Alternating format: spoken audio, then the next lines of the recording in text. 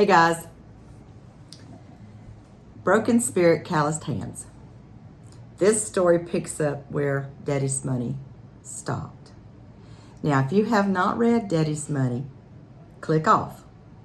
Just go ahead and click off. You don't want to know. You want to read Daddy's Money first. Yeah, don't let me spoil it for you. Click off.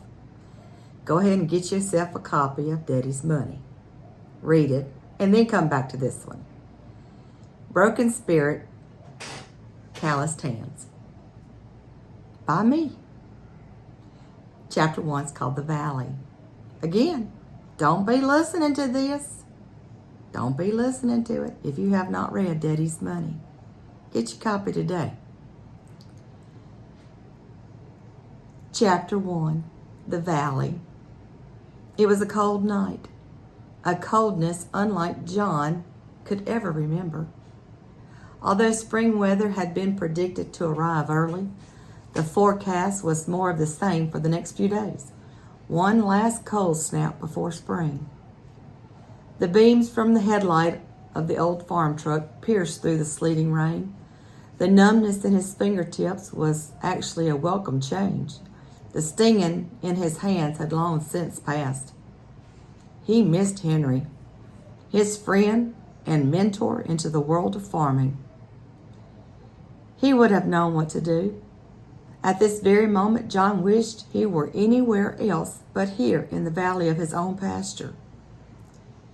Anywhere but here, staring into the dead eyes of a cow. He recalled the day she was born, the first calf born on the farm, his farm. Oh, how he and Henry had laughed when the young man jokingly named the little heifer Evie. "Son, you are going to pay big for that, you know," Henry had said, but John didn't care, determined to get the last laugh on Evie Rogers, the town's nurse. In true Evie Rogers fashion, the baby heifer had been stubborn, taking her sweet time entering into the world. Her poor mama was worn out. Before Henry moved on, he had told John the calf would have trouble being bred to the new high-dollar bull. "You'll need to sell her," Henry said, but John refused.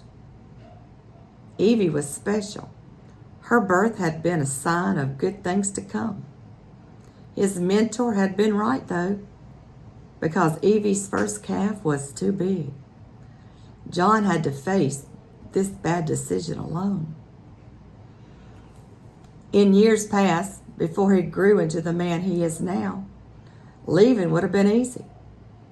He had made several trips down to the valley checking on this cow. He was tired, too tired. He laid down for only a moment, intending to close his eyes for a few minutes to recharge his body. Sadly, he awoke shortly before midnight. Evie's baby was breeched, born dead. Evie was dead too. Although it was one of the hardest things he had ever done, he did as Henry had instructed him before. "Get the tractor, son. We'll need to get her buried before the coyotes show up." John hauled the cows to the back of the land, burying them. The thought of not having her tagging along as he walked the pastures was more than he could bear. John blamed his sensitivity on his lack of sleep.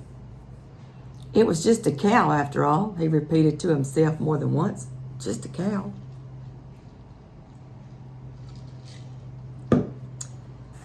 His sadness soon gave way to his temper. The temper which had laid dormant for many months had resurfaced. He was angry. He had done it all right, walking the straight line as Eleanor would have said. Eleanor Sims was the woman hired to slew his demon ways and to correct his spoiled nature. Everyone had praised the woman for her success. To him, this was not a success. As he stormed through the house, the emptiness was deafening. Sandy's laughter was no longer there. Perhaps another wrong decision he blamed on himself.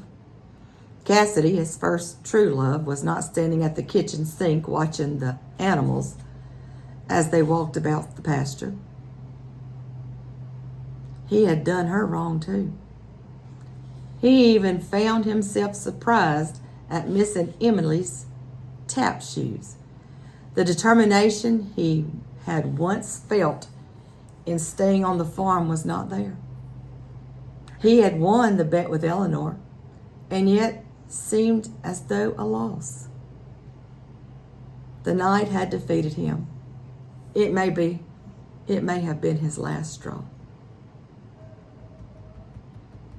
What do you think? Y'all ready to know what happens to John in the next book? I hope you didn't spoil it for yourself. If you haven't read Daddy's Money, go get you a copy. Tell your friends. Shoot. Tell those people that you don't even like. I gotta sell some books.